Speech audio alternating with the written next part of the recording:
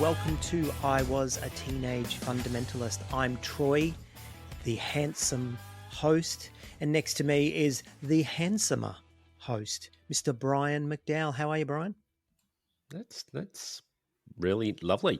I'm actually comfortable with being called beautiful. So if next time you could say beautiful, they're interchangeable for me. I'm okay with that. Well, But thank you. no worries, beautiful. That's fine. I can call you that from now on if you like. Thanks, son. Okay, wonderful. So, Brian, we've got a guest today.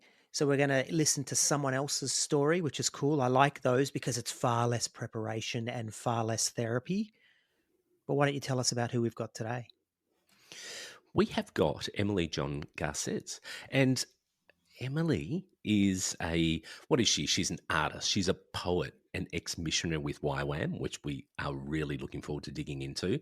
She's an all-round creative enthusiast and author of the memoir Hitchhiking with Drunken Nuns. What a fantastic name. There was also a podcast, which I understand was before the book.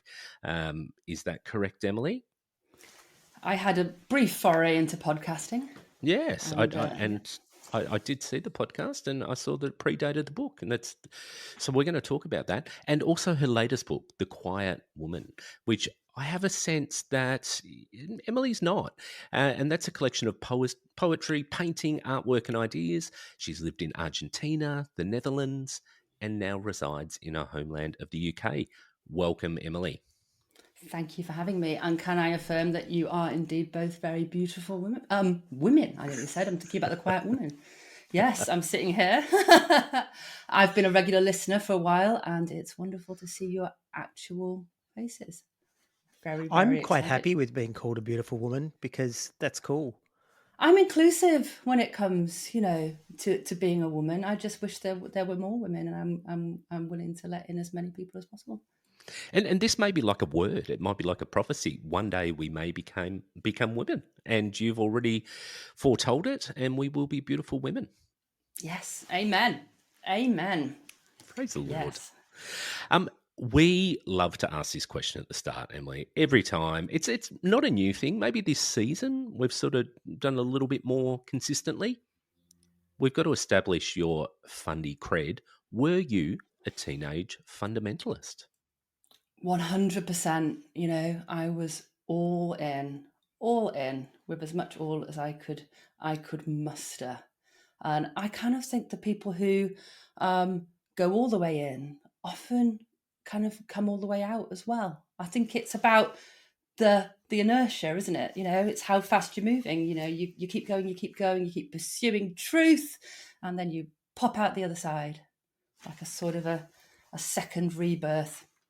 I said that to someone, and I think I got it from Bart Campolo, that I started leaving the church the day I joined because I think you're just looking for this purity, looking for this truth, and you continue on. And the reality is eventually it does lead you to the other side. Even if that means you've retained some sort of Christianity, I don't think you really can retain any fundamentalism if you're genuinely seeking for the true story or for the whole picture.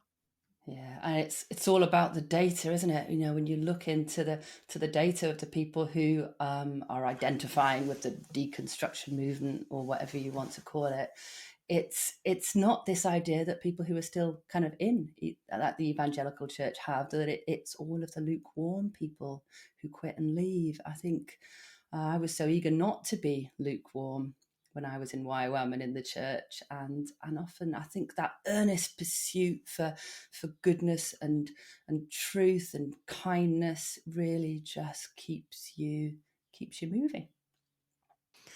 So you're born again. So born again. Born again. And nothing wrong with that. And a few more agains. In a few different ways. And I think we'll talk about this as we do unpack your life, which has been, a weird and wonderful life and incredibly adventurous. And your book speaks of you being a creative, an adventurer. Your growing up just sounded wonderful. It sounded like it was a journey which was constructed by you, because I think you do have a very unique way of looking at the world, and that comes out in your writing, which I've got to say is beautiful writing. I really enjoyed your book. I think it was so many great stories, but just the way that you add color to your writing is it just got me invested in it. So thank you for writing that book, because I do think that our listeners would enjoy it. Hitchhiking with Drunken Nuns. Got to get onto it. But tell us about your life. What did it look like growing up? Did you grow up in a faith community, a Christian family, or tell us about that?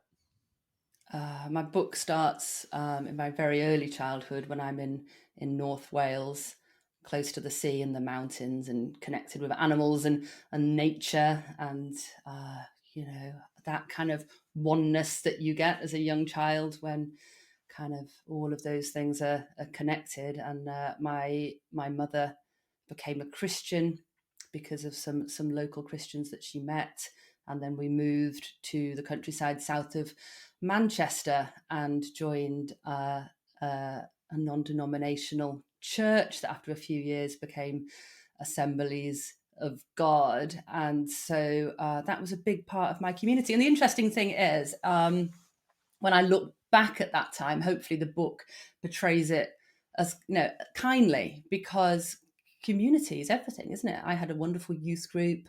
I had friends, and I could go around to their houses, and we had sleepovers and prayer meetings and a lot of fun and a lot of community. And sometimes I look at my children now and the way that I'm raising them outside the church, and I kind of think, am I doing this right? Should I be indoctrinating them in something? Because I kind of think as parents, we do indoctrinate our children, whether it's in atheism or Christianity or in some sort of sport or whatever it is that we're passionate about.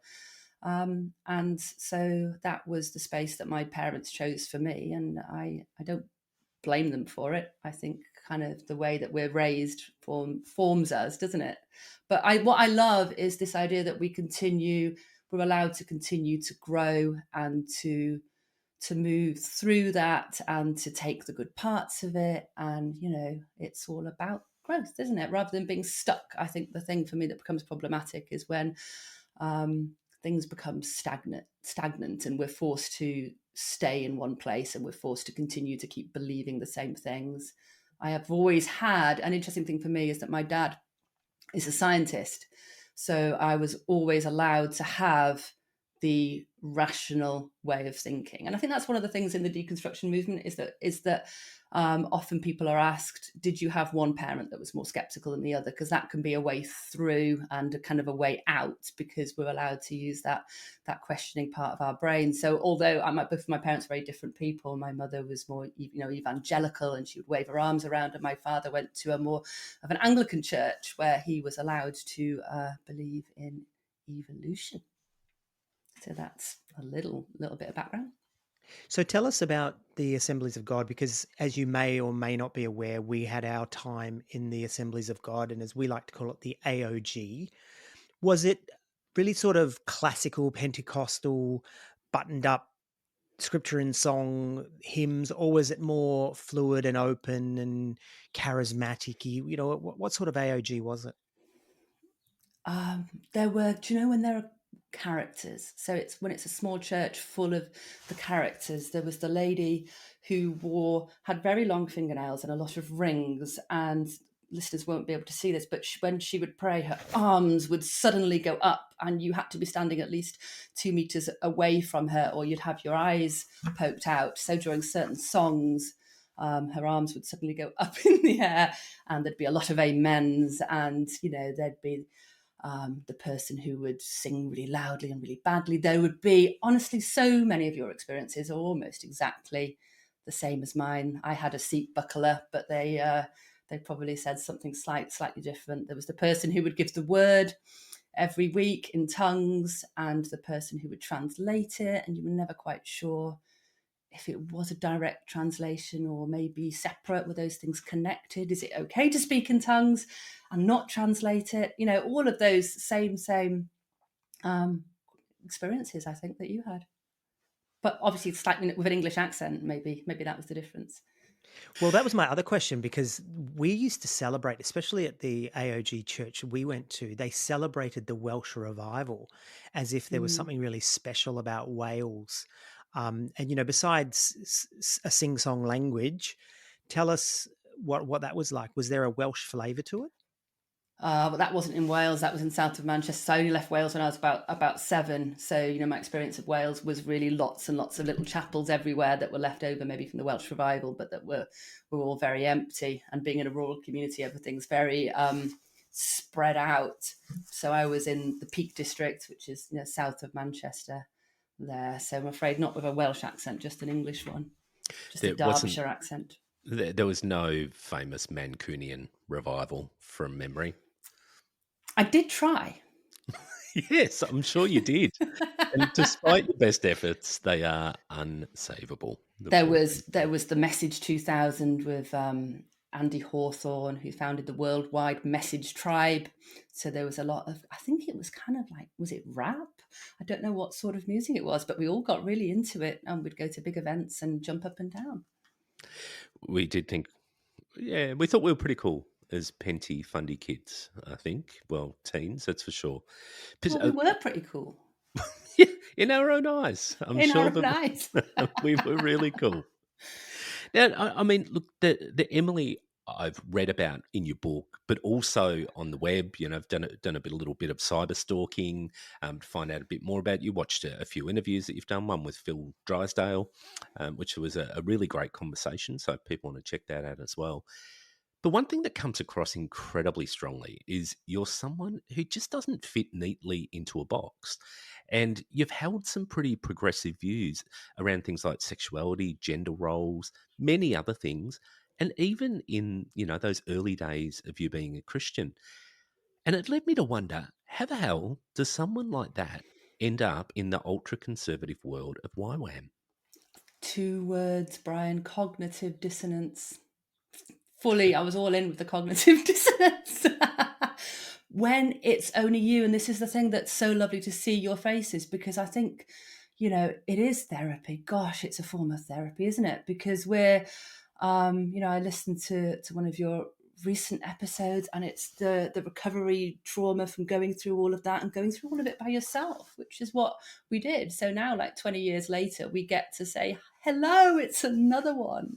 There's another person. Because when it's just you in that space going, believe in evolution, but I can't say it out loud, you know, you're the odd one out. So you can't fully publicly talk about those things. And I remember being like 12 and being in that Assemblies of God church going, but the Muslims think they're right. The Muslims think that they're right.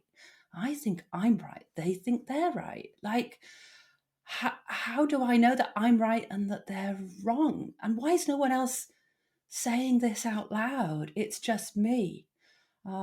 There's a brief little line in my book where I talk about that and kind of say, I felt like, you know, it was just me, but I did go downstairs because the young people had rooms downstairs in the church. I did go downstairs a bit early one Sunday and find a man called Jim quietly banging his head on the wall. And Jim is quite a bit older than me, but we've always been good friends. So it was, you know, you'd find someone and be like, you know, did you see that?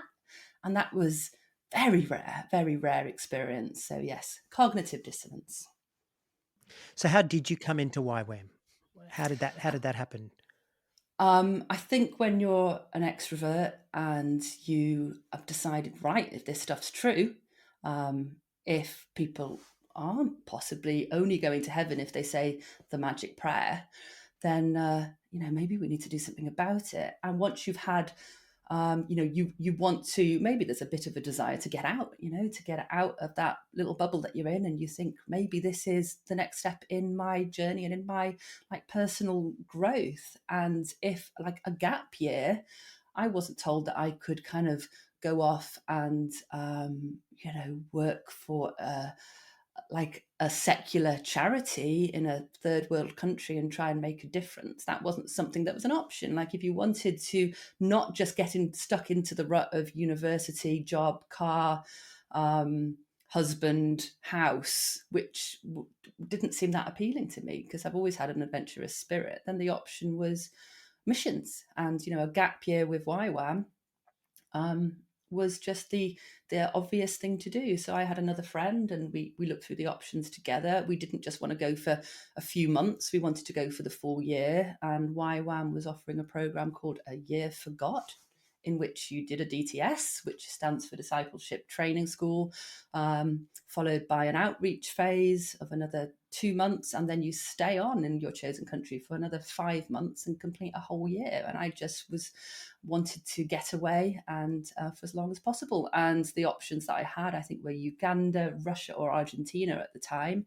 And I chose Argentina. I had like a vague image of like deserts and cactuses, and it seemed quite far away. And honestly, there weren't any cactuses. I was completely wrong about everything that I back in the year 2000, things weren't as easy to Google. We didn't do that. We just kind of dove into the unknown, didn't we? So coming from England, did you sort of look down your nose at Argentina because of that little squabble that you guys had in the 80s? I didn't even know about it.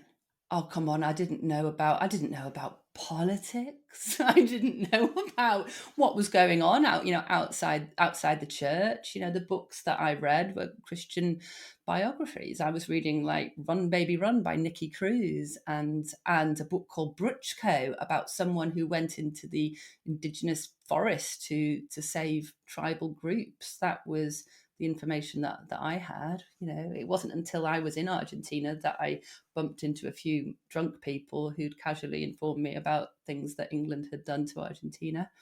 Interesting story about that. I was born in 81, and my father, having a child, had thought, gosh, the world isn't a safe place. Maybe there's going to be a third world war. Where could I move that would be a safe place to move to? And he got a map out and gone, oh, look at that. England owned these islands off Argentina. Maybe that would be a safe place to relocate a young family to. And it was the year after my birth that the war broke out. And I always use that story when people are like, I want to move somewhere safe. I want to find somewhere that, is a healthy place to raise a child. I'm like, no, nowhere's safe. Nowhere's safe. That was my father's story. Australia's safe, Emily. We're a long way. Apart from the spiders. Oh yeah, I mean everything wants to kill you. I mean that's one thing in Australia. We have the world's deadliest of just about everything, but that's fun. That's what makes it adventurous. See, you love adventure. You would love it. I do like animals. I'm not so good with spiders, but everything else is good. I'm not a fan of spiders.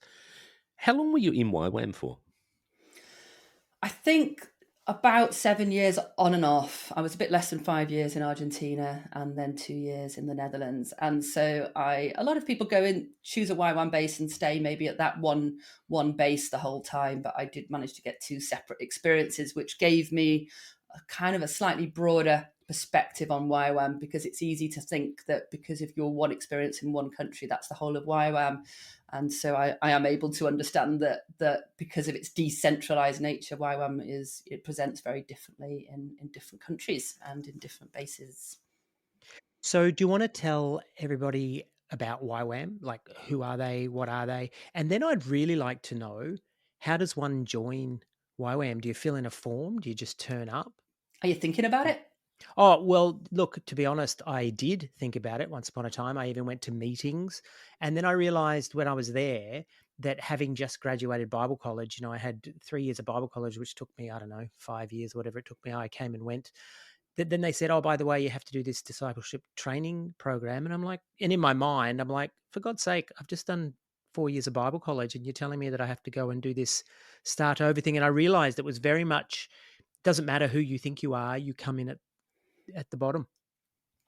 Yeah. And also they'd have probably gone, why are you spending that long? It's the last days, we're on a, time budget here. So don't go spending 4 years something, just come in young, get equipped quickly and go off into the missions field. So in 1960, Lauren Cunningham, who was the founder of YWAM, had a vision of young people around the world, thousands and millions of them, washing up onto the shores like waves of young people. And he realized that missionaries until that point had been viewed as older people who had to do what you did, study, prepare themselves, and then very slowly pick up their heavy cases and make plans and struggle out one by one into the different countries of the world to take God's message. And so Lauren's vision of thousands of young people washing quickly onto the shores of the world, I think that was what inspired him to start to start YWAM, which stands for Youth with a Mission. And do you know where he came from? Like what denomination he was from? I think he was originally Assemblies of God. And why did he have a woman's name? I think he had a woman's name because actually early on he had insight into the need to be a little bit more non-binary. Actually, let's go back to my name. My name is Emily John Garcés, and I have just acquired little dance a new second name, which is John. So I got married 3 years ago and swapped middle names with my husband. That is how I acquired my middle name. So my husband's middle name is now, drum roll, Laura. So I think maybe I acquired the name John just so he would have to acquire the name Laura. And I feel quite good about that. So maybe Lauren Cunningham was similarly inspired, maybe ahead of his time. I mean, I highly doubt that, but it sounds good. And how creative of you guys. I like it. I think it's a great. And does your husband, because John you can get away with, because sometimes someone will be, I could be Brian John, I mean it's just the way. How does it go with Lauren?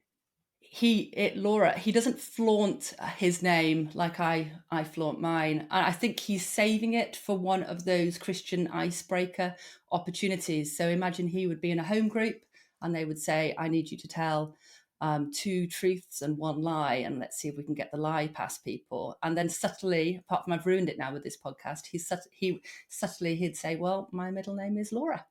And people would have to then guess if that was truth or a lie. So I think he's saving it for one of those Christian icebreaker opportunities. Tell me about Lauren Cunningham. Do you know where he came from? Because YWAM are quite charismatic. That's the way I sort of see YWAM. They're very sort of Pentecostalish. Is that where he came from, or did he sort of grow into that later? I don't know. I'd never met the guy. And so, but what I've heard is that he started off in the Assemblies of God. He, in 1975, I think it was, had this vision, another vision. He's had the vision of the waves, and then he's had another vision of these 7 mountains. Apparently Bill Bright had a similar vision at the same time. God spoke to 2 men in the same way at the same time, and they put together this kind of 7 mountain theology doctrine idea. Have you come across that before? So in like Dominion theology, there's kind of this the 7 mountains mandate. 7 mountains mandate, there it is, which is kind of linked back to the New Apostolic Reformation, the NAR, not the NRA. It's easy to get them confused. So it's all very, very linked to that. So it's hard for me to talk about, to be completely honest, because it blurs and it gets confusing. If you've ever been in an abusive relationship and then you kind of come out of it and you don't quite know which way's up, which way's down, you're trying to analyze what went on, what the thinking was behind it. And it takes so much time and it's so difficult. So even now, a long time later, it's quite blurry, which is why it's quite nice to talk to you guys who have some outside perspective, who can kind of help me put some of the pieces together. But that's what I'm doing. I'm trying to piece it together. So you've asked me why I went to YWAM, and I went to YWAM because I cared. I cared about people's suffering. I cared about the pain in the world. And honestly, as much as I'm talking about cognitive dissonance, it wasn't just that. I deeply, deeply believed in Jesus. And you have someone who's standing between the Pharisees who are holding stones and a woman who's about to be stoned. And he's saying, if you're without sin, cast the first stone. And he's saying smart things like that. He's defending the poor. He's saying the first shall be last and the last shall be first. And I, with my science brain, I'm like, I can get behind this. This is turning society on its head. It's going out into the world and it's making a difference. It's standing up against abusive power. And that was what I wanted to do. And that was what I believed in. And at the time, I didn't know that YWAM had its roots in Dominion theology and in the New Apostolic Reformation. And, the New Apostolic Reformation the term was originally coined by a guy called C. Peter Wagner. His name was Charles, but he decided that he wanted to go with Peter. I think maybe because it sounds more biblical, doesn't it? I think maybe that was his thinking.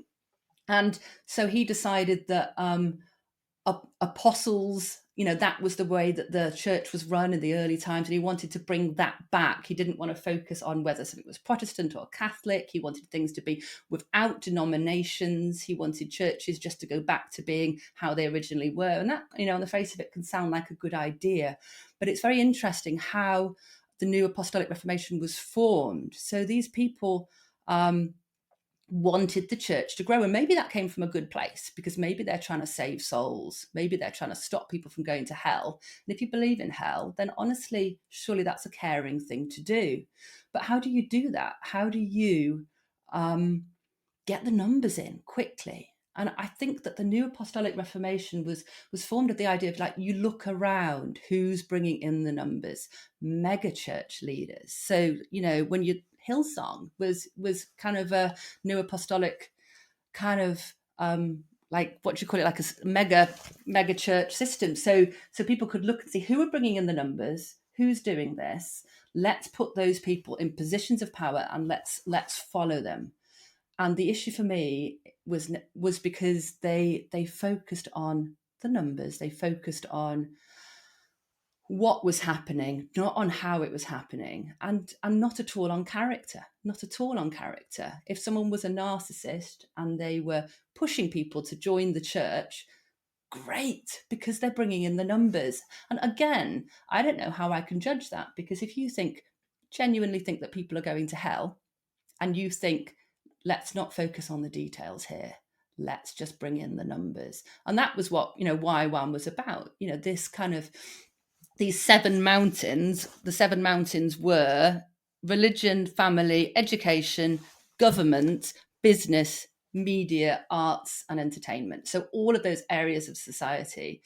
And so the focus really wasn't on, like, the mercy ministries, on doing those kind of traditional missionary things. It was about dominating all of these areas of society in order for those people to be Christians and to rule as God told us in Genesis that we should be dominating the world. So this is kind of me trying my best. I know it's a little bit hazy and maybe I've not communicated it very well, but this is the process that I am in, of trying to understand what YWAM was and what YWAM was actually trying to do. Because my experience from being inside it was, I want to be helping and I want to be loving people. Why are we just going and praying outside government houses? I want to be making a difference in individual people's lives in a loving way. And it felt like that really wasn't the focus. Yeah. It seems to me that there's sort of 2 threads going on here. And one is that, and this is from a YWAM perspective, the word will be preached to all nations and then the end will come. And forgive me if I'm getting that verse wrong, but that was a big one. And so a lot of these organizations were like, if we hurry up and preach, we will hasten the return of the Lord. And then at the same time, there was this kind of kingdom come, thy will be done on earth as it is in heaven. And so there's this idea that if we take over, and as someone said recently, cross over to take over, then we will hasten the return of the Lord. And so it was a lot about wanting to see Jesus return as quick as possible. And it was almost like they had things to do. And if they do these things, then Jesus will return and then things will get better. Yeah, if you remember the talk about the 1040 window, and I can't even remember where that came from. Was it about latitudes and longitudes? But there was an area. Yeah, I think it was. It was a latitude and longitude thing for sure. Yeah, I learned that in my missions course at Bible college. Wow. which went for longer than a DTS, by the way. But according to YWAM, I still had to do a DTS. Yeah. I don't know. They would have said that I was just being arrogant, wouldn't they? But really, I was just like, I'm not going to do. That's actually what was the deal breaker for me in the end. I'm like, no, I'll come in and start doing stuff, but I'm not going to go into some course where you're going to start to tell me how to pray and have a quiet time or whatever it is that they do in a DTS. I don't know. So, like, talking about that, my friend Corey had a podcast called Failed Missionary, and there was an interview. I think the interview was called "Is YWAM a Cult?" And that interview, I think, is now a blog post on Medium and can be easily searched if you put it in "Failed Missionary, is YWAM a Cult?" into Medium. And he asked there, what's the difference between ethical discipleship and brainwashing?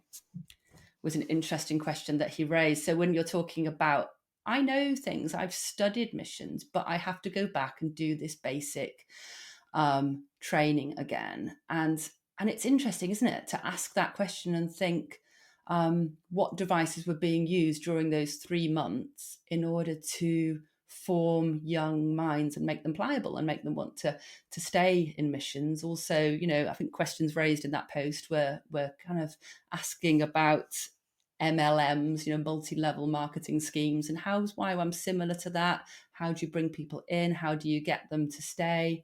What devices are used during the DCSs? Things like confession of sins, if people are there confessing intimate sins and the sins of their parents and the sins of their families. What information does YWAM then have about young people in order to kind of exert a level of control over them? So that transcript is there for anyone who wants it. The interview was with a guy called Rick Allen Ross, and my favourite thing ever, and I like to bring it away a little bit from is YWAM a cult or not, because I don't always think that is useful. I think it kind of makes us put up barriers and try and completely, are all cults all bad? Surely there was some good things about cult experiences. I think Rick Allen says his kind of diagnosis of YWAM is, he calls it a destructive authoritarian organization, and he says YWAM is not a cult, but it does provide you with the full cult experience. It makes it sound like a good kind of Airbnb review, doesn't it?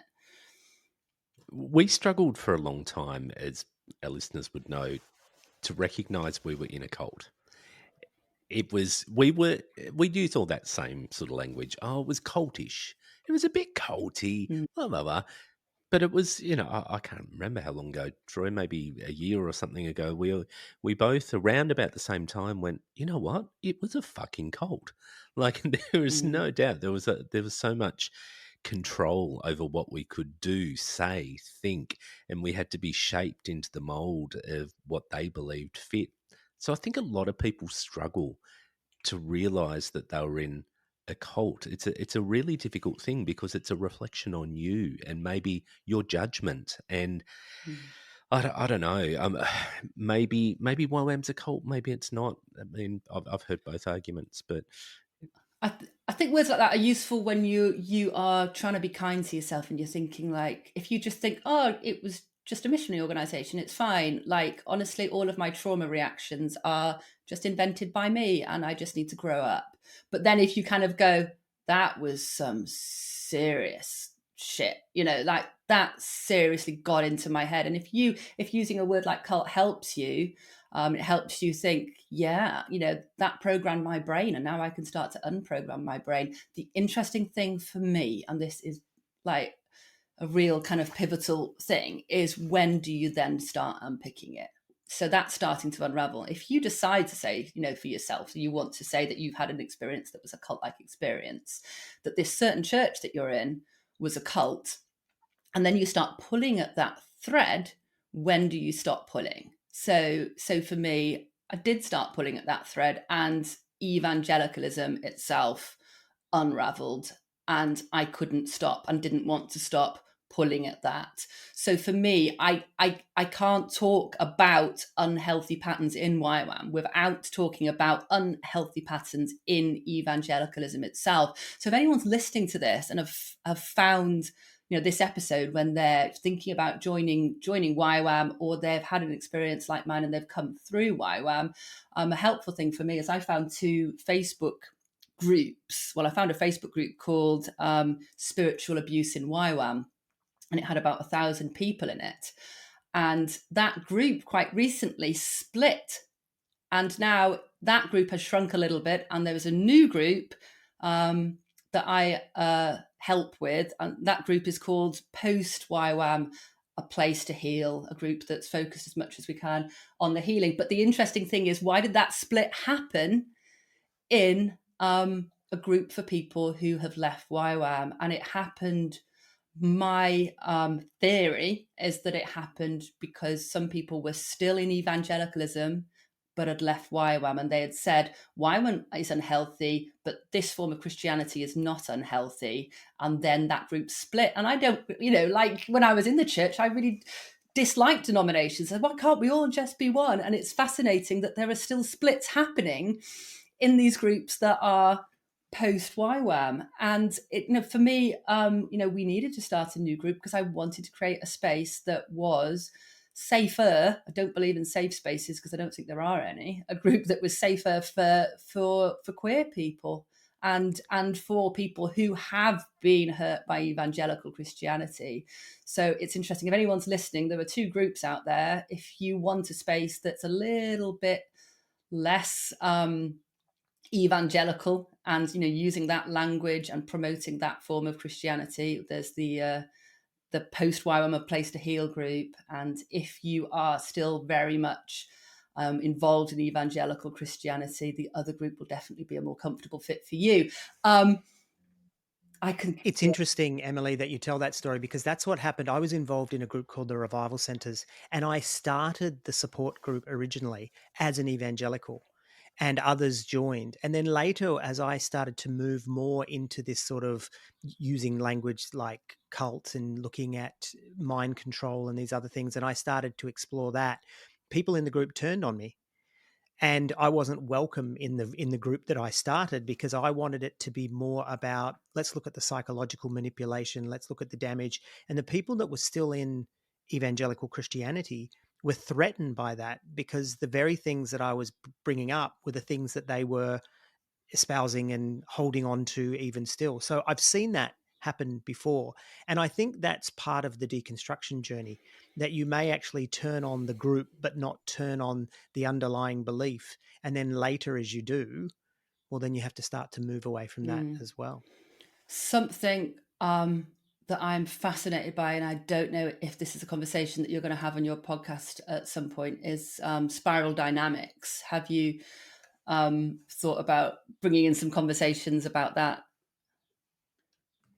I've looked into spiral dynamics, but it's largely it's a theory more than any sort of scientifically backed idea, right? It's I know that there's a lot of people that sort of say, yeah, it's got some good stuff to it, but I don't think it's really something that's held any sort of real academic rigor. Yeah, but I love that. I love what you've said, kind of saying things are theories, but isn't that how people like me and you are holding on to things now, rather than saying I will take that as a working theory. And I love thinking about matters of faith from like that scientific kind of point of view of thinking this is, there's evidence for this is held up to be true now. Oh, look, there's new evidence.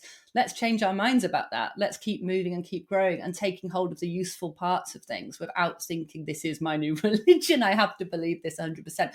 But spiral dynamics, the theory, there's been elements of that, some aspects of it. I kind of think, does this work? Doesn't this work? I don't know. Skeptic. It's good to be a skeptic. But there's parts of it that have been very useful for me because they've helped me judge my past self less and therefore judge others less who are kind of versions of my past self. And that's why it's been such a useful thing for me. You mentioned that, I've had conversations with Phil Drysdale, and he had a really extensive podcast series on spiral dynamics. Rob Bell's talked about it. I think he did a little series called Me, You and Everyone. The liturgists have some old episodes that are very concise about spiral dynamics, but it's that idea that we go through these kind of different phases of growth, and there is a red phase, which is like the ego, and you can have like criminals and people who are selfish and Donald Trump, all of those people in that space. And then they move on to this very blue space of kind of organized religion, which makes they then kind of say, I need order in my life. I need it not to just be about me. And I need to kind of go into this space where I kind of learn some rules and learn to kind of follow some orders. And that helps them recover from that kind of egotistical phase. And so therefore, I kind of look at churches and, even groups like YWAM who are helping people who've just come out of prison, and they're helping people grow. And it's important. And that I look back at that space and I think they do that job well. And I think the issue for me is when people get stuck in a certain place, because if you keep on the theory of spiral dynamics, there's more movement, and then you become more skeptical, and then you miss community, and then you go back again to kind of trying to connect with a spiritual side of yourself after you've given that up. And there's so much space for growth and movement in it, and also not judging people who are in a different place to you. And I like that aspect of it. And it's helped me not just look at people who are still in YWAM and shake my head and make tutting noises, because I see them as just being people who are doing their best and are doing important things in the spheres that they're operating in. But I definitely hear you when someone comes along and goes, this is the model that works. This is scientific. This is the truth. Anyone who's gone through what we've gone through are going to go, hang on a minute, slow down. Are you doubting your religious beliefs? Having questions about changing or leaving your faith? Well, you're not alone, and Recovering from Religion is here to help. Learning how to live after questions, doubts, and changing your religious beliefs is a journey. The people at Recovering from Religion are intimately familiar with this path and are there to help you cross that bridge. Their passion is connecting others with support, resources, community, and most of all, hope. They offer both peer and professional support. Find out more by visiting recoveringfromreligion.org or find the links in our show notes. Having spent 7 years in YWAM, do you think at the core of everything they do, they are doing more good than harm? Generally, and I know it's a generalisation, but do you think that? I did some research for the podcast and met up very recently with some new friends who have only just left, like seconds ago left.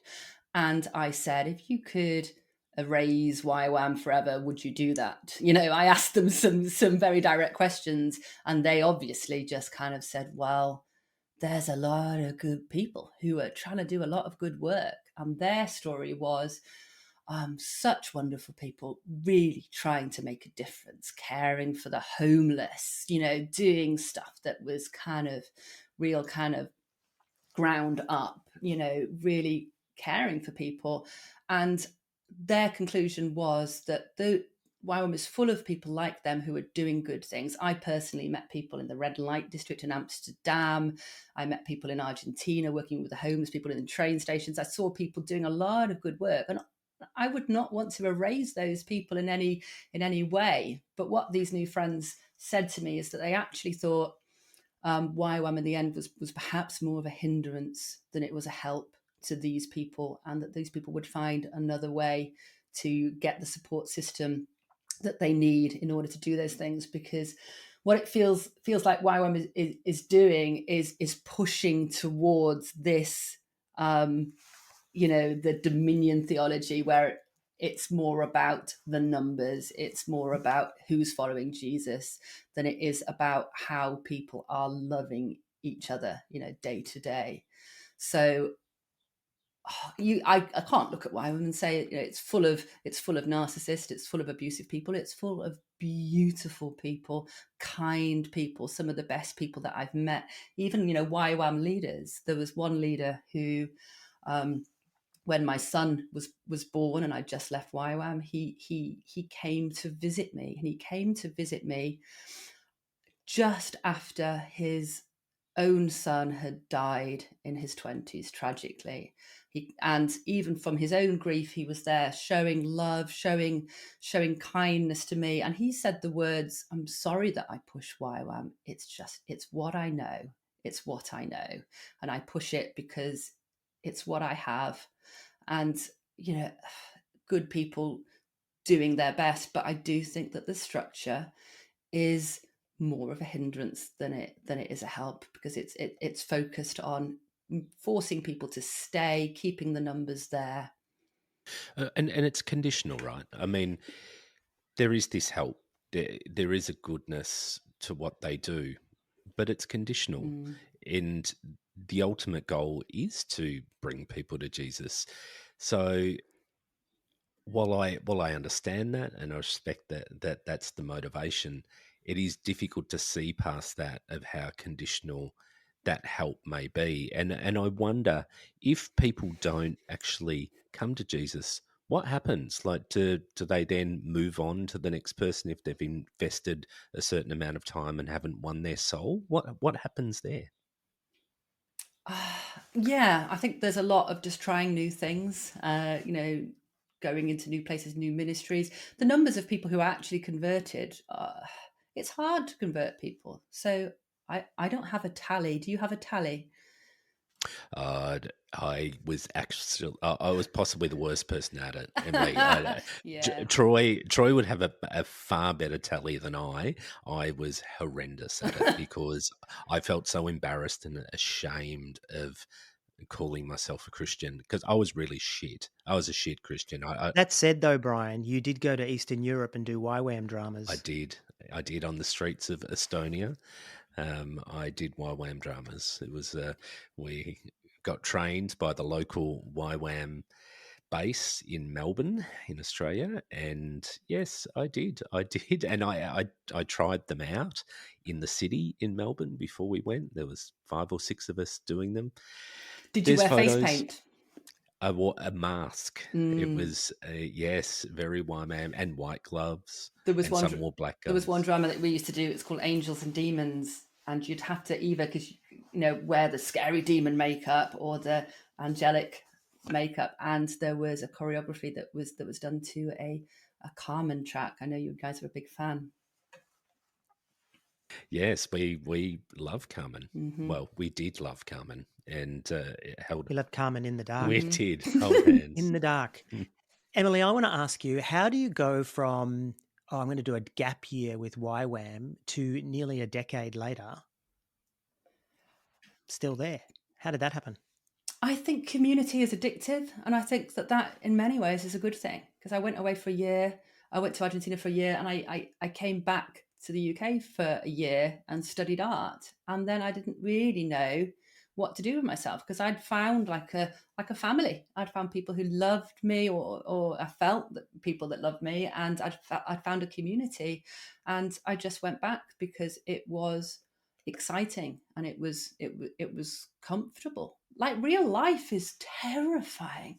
The idea of paying bills and filling in forms and running a household and going to work and driving a car, like, those things are scary for young people. So to be able to go off to a different country and have people who think for you is a massive relief, because thinking, it's exhausting. It's so I just went back. I went back, and I was part of an arts group in Argentina, and we did many trips to the Edinburgh Arts Festival. We put on a big show over there.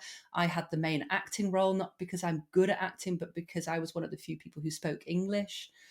And yeah, it was full on. So yeah, I went back because of community. When you're living in a warehouse in Buenos Aires with 40 people and there's someone there all of the time, there's a lot of fun to be had, a huge amount of fun. And the interesting thing was coming out of that, your experiences of coming out of church, obviously really hard experience, but I lived church 24/7. I had people, there was I remember one English friend walking into the tiny kitchen, and there were so many people in the kitchen. He had a pan above his head and he couldn't bring his arms down because there were that many people crowding around him in the kitchen that he couldn't take the pan off his head because there was no space. And you come away from that into a terraced house with a new baby in an English city, and it's so quiet and it's so empty, and your brain doesn't know how to regulate itself. So you can imagine having a break from YWAM and going, this is real life. Oh, just get me back in that lovely warm swimming pool, because the real world can feel quite cold and scary. And honestly, the real world does lack community. We do need community. And is there an elitism too to YWAM? Is it like we are the best of the Christians? Maybe not the only ones saved, but we're the ones doing it the best, living it the best? I don't think we would ever say that, but we would probably feel it. Yeah, because of that kind of all-in nature of YWAM, you're living it, 24/7. It's not just church on a Sunday. There was no pew warming happening there. We were like on the mission fields. We felt that we were there and we were doing it. But sometimes I would kind of look at myself and think, but what am I actually doing? Like, I'm not in a church, but I'm in the middle of Argentina. I'm being supported by people from local churches. But what am I doing? I'm doing some painting. I'm walking around the city squares in Buenos Aires, praying against demonic strongholds. Is this useful? I think it's useful. It's really interesting. The quote, I think it was towards the end of your book, where I think you say something like, maybe the point is not to be complete. Maybe the point is to be completely alive. Now that it seems a bit of in conflict with fundamentalism. Fundamentalism really is about wholeness, completeness, and that is the ultimate goal in life. And Jesus will bring you that. But you talk about maybe that's not really what it's all about. What does looking fully alive, what is that for you? Is it a journey? Is it a destination? What did you mean by that quote? I think it's about not suppressing the truth, and that becomes the truth about yourself, the truth about your own emotions. There's an idea. I've visited evangelical churches kind of partly out of curiosity and partly just for the coffee and the conversation and to connect with neighbours. I've done it occasionally. And in those spaces, I've often felt that you have people will come up to me in the coffee break and kind of maybe tell me that they'd had a baby that had died, or that they were suffering from depression and that they couldn't really talk to other people in the church about it. Because why? Because Jesus had saved them. He'd saved them from suffering. He'd saved them from pain. He'd borne their pain.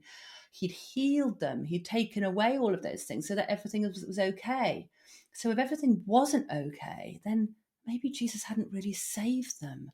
So there was this need to kind of keep up appearances in kind of evangelical Christianity for me, because if everything isn't going well, then maybe Jesus hasn't saved you. So I've always been very interested in the work of Peter Rowlands, and get this for an interesting little phrase, but he describes the good news as the subtraction of the libidinal investment in the lost object. Get your head around that one. So like the libidinal investment is the drive towards the lost object, the feeling that there's something that can complete us. So Peter Rowlands, the theologian, describes the good news as the release from that, the release that there is something that can complete us. And thinking about, what Jesus went through on the cross, the death of God, that space of incompleteness, that space of lack, that space of being able to be completely honest about the true state of our human nature is really liberating for me, when I've kind of been raised in a space that has told me that that missing piece in my heart has been filled with a Jesus-shaped puzzle. And now I need to go round and tell everyone else that the missing piece in their heart can equally be filled with that Jesus-shaped piece. So then any kind of depression or any fear or any gap in your own life has to, you have to pretend that it's all okay. And it's a beautiful thing when you can kind of let go of that. You know, when people say to me, are you still a Christian? What is your belief like now? I tend to respond with, well, it depends on, what you mean when you say God. God is a different word in everyone's mind. Christianity is a different word in everyone's mind. If I was forced to kind of define myself, I'd probably describe myself as a mystic, because mysticism is the closest that I can get to kind of to wonder and to wanting to kind of continually acknowledge that we don't know it all, and perhaps we never will. But that sense of wonder is an important thing to me, because oh gosh, the feeling of having this worldview that you've got inside evangelical Christianity, and the sense of certainty and the sense of purpose, and then suddenly erasing it all and being left kind of empty, without community, without that version of God that you're carrying around in your head. And I kind of do want to say to people, we are still in a beautiful world and a fascinating, love-filled universe that is endlessly appealing and endlessly interesting. Because when we're in the church, we're told that God is everything, that there is no love without God, there's no meaning without God, there's no life without God. So suddenly when you remove that God from your head, you can be left with a sense of emptiness, even though that emptiness isn't actually what there is. Does that make any sense? It does. It's deep, and I reckon our listeners will potentially wind back and listen to it again. And I think you refer to this a bit in your book around riding the wave of serendipity. You talk about living with that unpredictability, living through adventure, and really just, I think, grasping that and riding the wave. Is that what you're talking about? Yeah. So comparing kind of my life in evangelicalism and my life now, and a way that I talk about that experience is in my book, is the title of the book, Hitchhiking with Drunken Nuns. Honestly, between me and you, I had this story. I'd hitchhiked with drunken nuns across the Andes, and I just thought, that is funny. That is really, it was such a funny story, and it made a great title of a book. And I had to sit with it for a while and think about it and think, what does that actually mean? Is there some hidden meaning in that kind of little parable that was tucked away there in my life?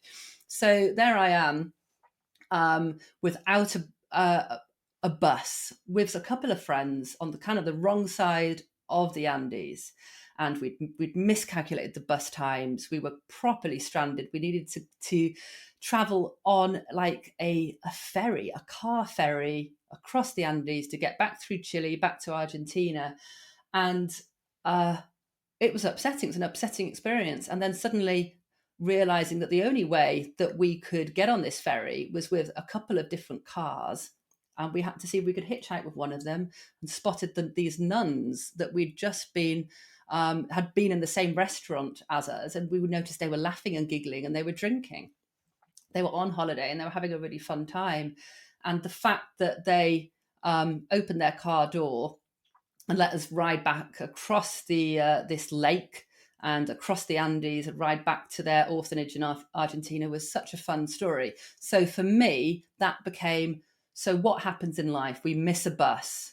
Rather than sitting and crying and thinking that everything's gone wrong, it's you stick out your thumb and you think, what's going to happen next? Maybe there'll be some drunken nuns who can take me further down this route. And that comes back to this whole Christian evangelical narrative of God has a plan for your life, like a plan, like just one plan, just one wife, just one husband, just one ministry.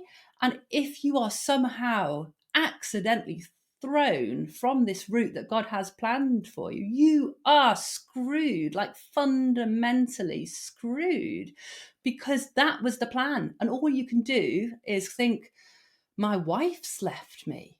I am no longer on that plan. That was God's plan, capital P, for my life.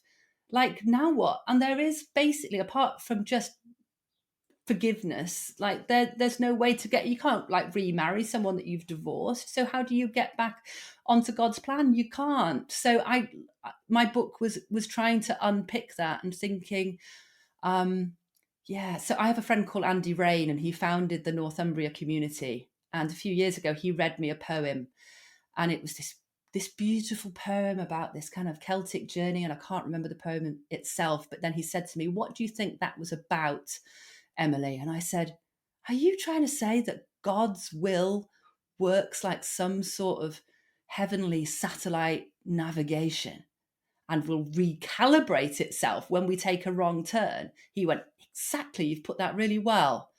And that idea, right? Do you remember when we used to drive around before satellite navigation, and we would get lost and we wouldn't be on the map, and we had a route planned out on the map, and then we would fight with our partner who was driving the car because we'd got lost, and what that used to feel like? And then suddenly we've got this little computer in the car that's like, take this turn instead, all good, and we can chill.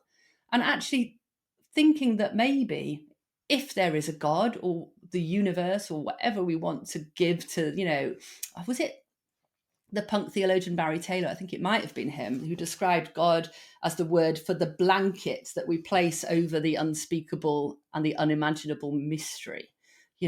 Whatever we want to think of as God, that's kind of higher power in our life. What if there was something there that was recalibrating our lives and it didn't really matter? What if it doesn't really matter who you choose to marry? What if it doesn't really matter what job you choose to take?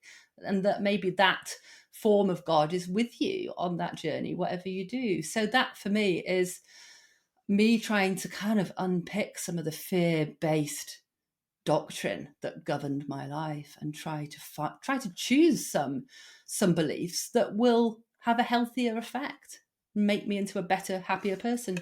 I think what's interesting, Emily, is just listening to this. I think for both Brian and I, this recalibration was about joining a new denomination. Maybe this denomination has it more right. So we went from, I went from revival centers to Assemblies of God to Baptist-Costal, and then eventually we ended up in the Churches of Christ. And then both of us ended up stepping out from there. And then I've got other friends of mine that were Lutherans and then became Eastern Orthodox. And you see that a lot in the progressive space as well. Oh, maybe it's not the Western view of original sin. Maybe it's the Eastern Orthodox view of original blessing and this kind of talk. But it's all tied to these boxes, isn't it? It's all tied to these denominations or to these historical expressions. Whereas it sounds to me like you're saying, maybe it's none of that. Maybe it's just stepping out and going where you go. And really, if you think about it, if you want to believe in God or a God and God is everywhere, then that makes far more sense, doesn't it? That really kind of is how I think. You put it quite well. And when people talk about deconstruction, have you noticed how quickly the words reconstruction can follow? I've just started to deconstruct my faith. When can I expect reconstruction to start? Not on our podcast, Emily, not on our podcast. We never talk about reconstruction. We talk about burn the fucker down. That's what we talk about. Which is why I've been a regular listener, because I understand why people are eager to use the word reconstruction, because it's scary. Like burning stuff down. It's like, but where do I live now? I want a new shiny building. Like, where can I live now? But I just think you've just got to stay open. You can't go building more things. And if you do, you've got to hold those structures very loosely. I wondered if I'd be able to share a poem, because my Walls poem does that quite succinctly. Yes.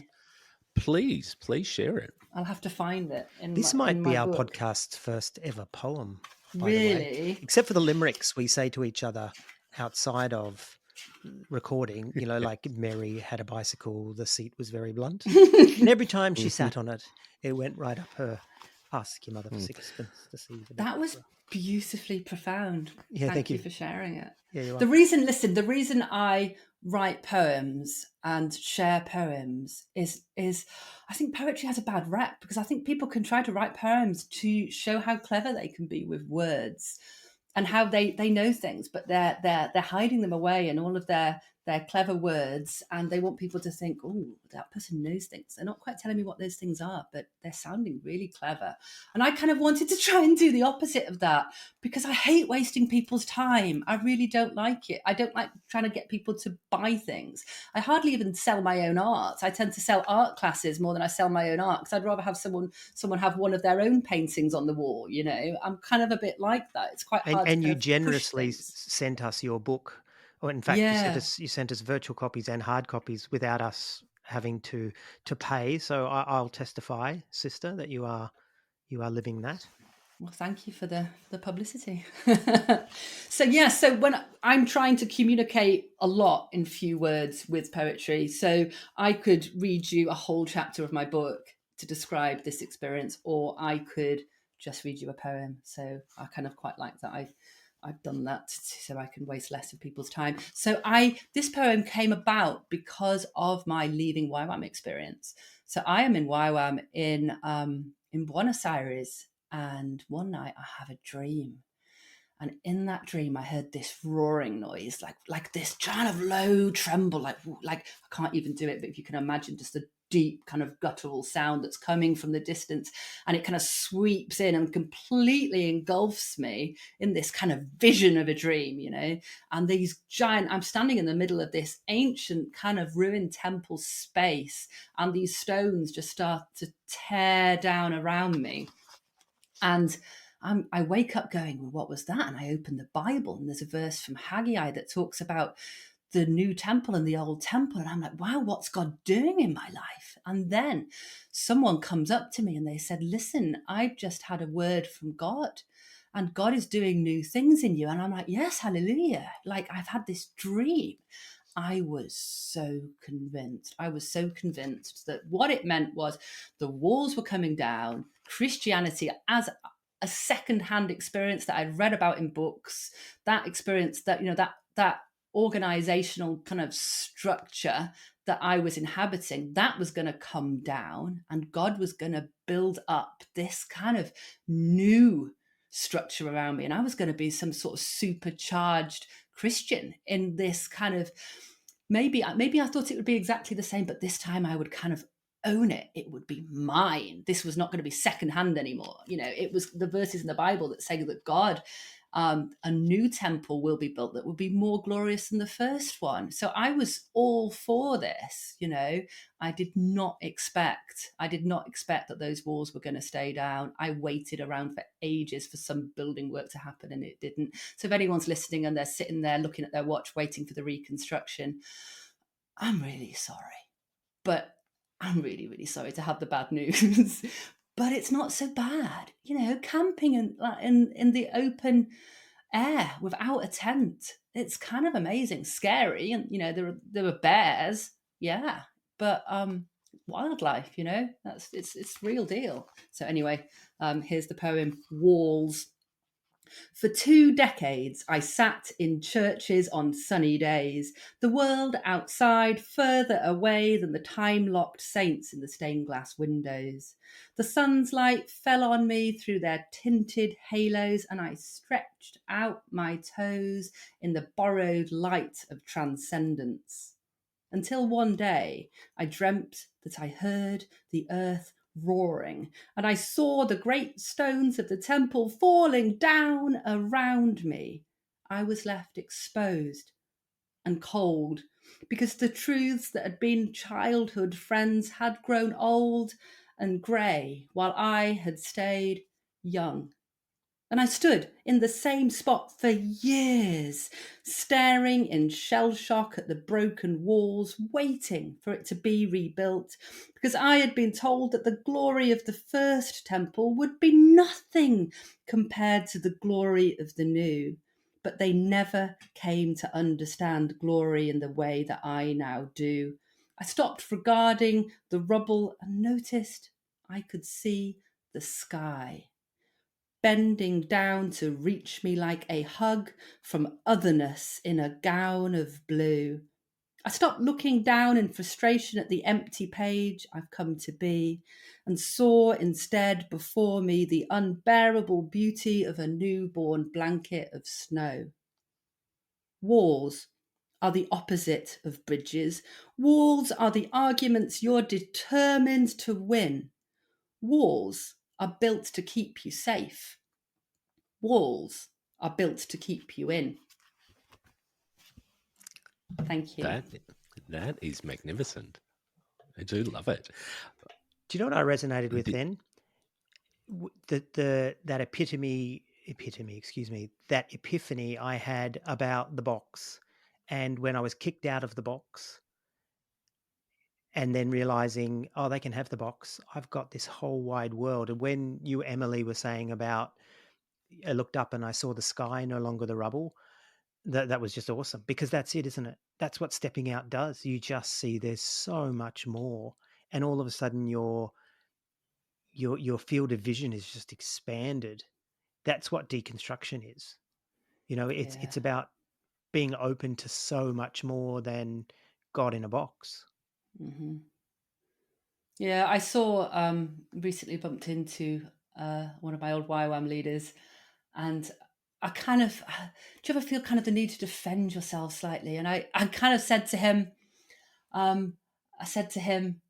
like, don't think that I'm like, I've turned my back on everything and that I'm kind of just running away from God, because I have only ever pursued love and truth and been fascinated by the person of Jesus. And I believe that Jesus was not someone who turned people away. Like, I believe that Jesus was about creating a culture of compassion and not a culture of purity.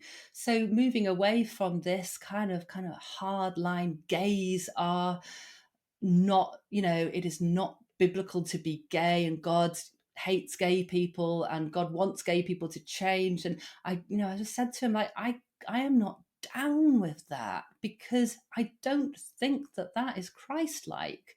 Like, please, this idea that people who are deconstructing and have walked away from their previous kind of style of faith, that they've done so out of a lack of love, or out of a desire to turn their backs on Jesus, I think it's because a tax collector is basically quite a reputable profession now, isn't it? So we needed someone else to hate. So I think we sort of turned our eyes on the gays. Yeah. I think it's a really interesting point, though, Emily. I mean, that is a very common accusation. They've walked towards the darkness. They've drifted away from the light. They've gone to the bad place. They've gone away from what we can only provide, which is the goodness, the reference point, that place where surely, if you go anywhere else, your life is going to be less. I was told that when I left a denomination to go to another denomination, not even walking away from Christianity, that I would be a lesser person than what I would be if I'd stayed with the AOG rather than going to the Baptists. Pew warmer was the actual word they used, Brian. Pew warmer. Pew warmer was, absolutely. And because I was on a trajectory to ministry, I was seen as a disappointment because I was walking away with the plans that they had for me. Not any of the plans that I might have had, but the plans they had for me. So I think it is really interesting that you articulated that really well, that you still held on to those key tenets, those things that led you into YWAM, led you into a place where you wanted to do something better, where you wanted to be a better person. So you hadn't lost that. But walking away and being, a bit of distance from it now, what are some of those things that you have retained? Some of those things that you've brought forward with you that were such incredibly important lessons from your days as a fundamentalist? I think simply the willingness to get up at before 6 o'clock in the morning to talk to you guys and to kind of spread the word. I think that shows that a certain level of commitment, doesn't it? I'm still like, Absolutely, doing my bit, showing up.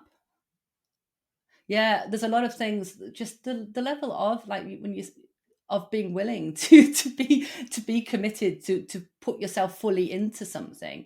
And I kind of like the idea that when you believe something, believe it properly. You know, when you do something, do it properly.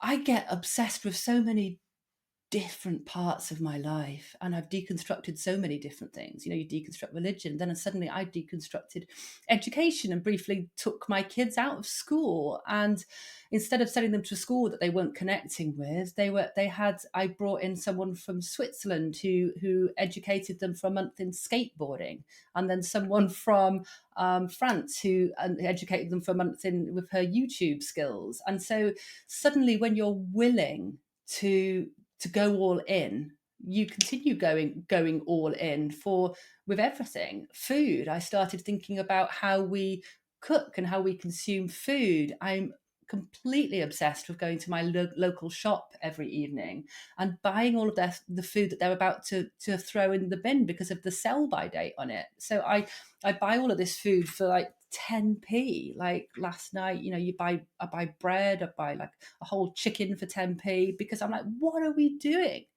We're killing animals and then we're just putting them in the bin because we're not eating them in time. So it's like that idea of looking at everything, not just one area of our life, not just our religious and spiritual life, but thinking, you know, analysing stuff and asking questions about things. I've always been the same person. I realize you two have as well. You know, even when I was in the church, I was analysing, and I was kind of using more, you know, quite a lot of my brain and kind of looking at things from lots of different angles. And I've always been the same person. And I think sometimes you can start to think, oh, I was a different person back then because I believed all of this stuff. But I think we are who we are, no matter what organizations we're in or out of, right? It's kind of... I think though, and obviously there's times when this didn't happen, but from what I see and read of you, you stuck to that core of who you were and tried to make it, even as a YWAM missionary. I mean, sure, there was the cognitive dissonance there, but you held those core values. I can't say I always did that. I faked a lot of it sometimes because I knew that I couldn't be true to myself and actually make it in a fundamentalist world. So I did definitely over time start to push back more and more on that, and particularly around things like inclusivity. And I stopped believing in hell. I stopped believing, even when I was a fundamentalist, stopped believing in that you couldn't be gay and be Christian. All of those sort of things, I guess. So you seem to have stuck to your guns on some of that stuff, and I don't think everyone can say that. And you've come out the other side probably with a level of integrity that many perhaps didn't attain. So well done, you know, to celebrate that in your life. I do also have my share of regrets. You know, there's stuff in YWAM. I went to attended a protest in the middle of Buenos Aires, a protest against gay marriage.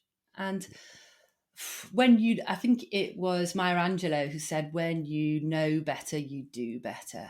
When you know better, you do better. So you look back at your past decisions and the things that you've done and you think, I didn't know. And if you're playing the game by its rules, if the rules of the game are, you need, especially as men in the church, you need to be powerful, you need to dominate, you need to be strong, you need to own that space. That is what God expects of you. If you're doing your best to the people who you respect and they're telling you need to be a certain sort of person to help advance the kingdom of God, you know, you're doing your best, aren't you?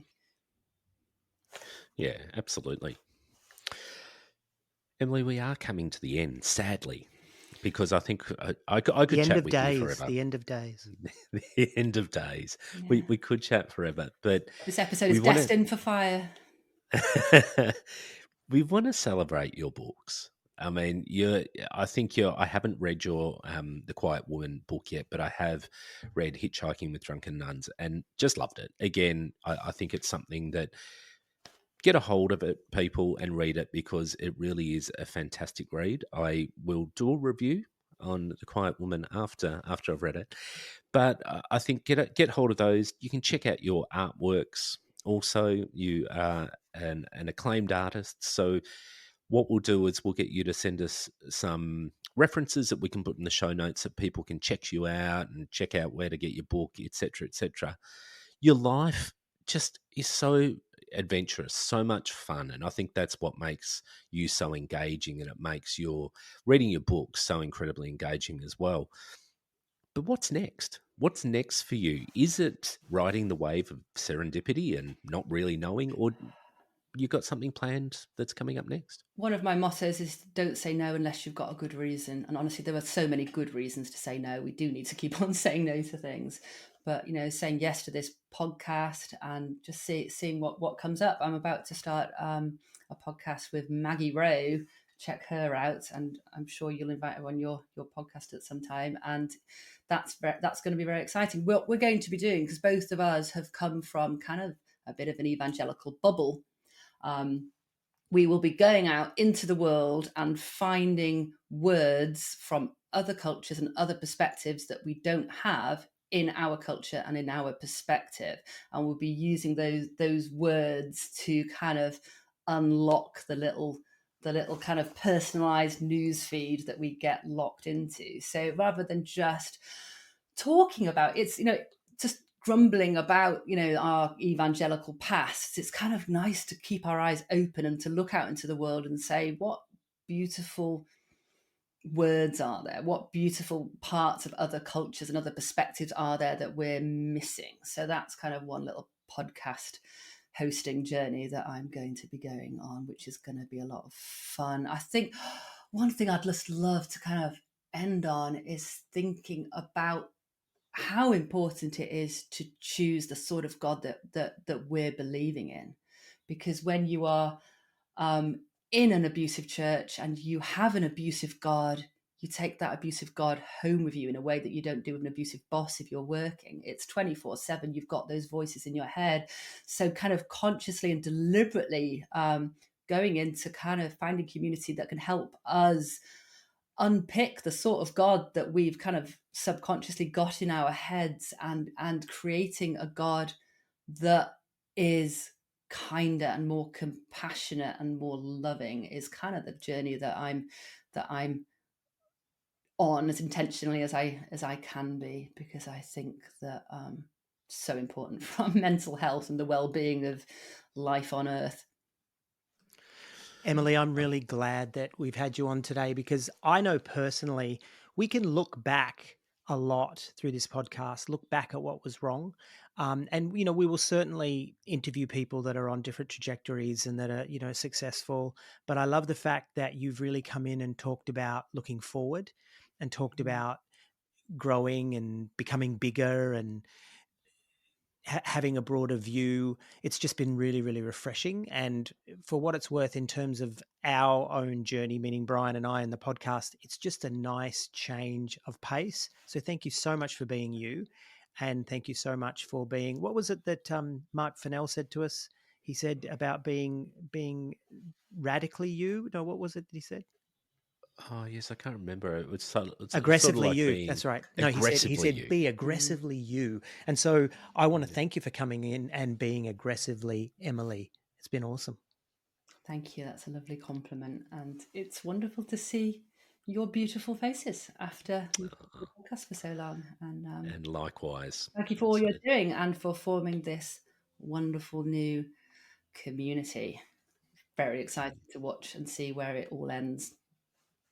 Beautiful. Thanks again, Emily.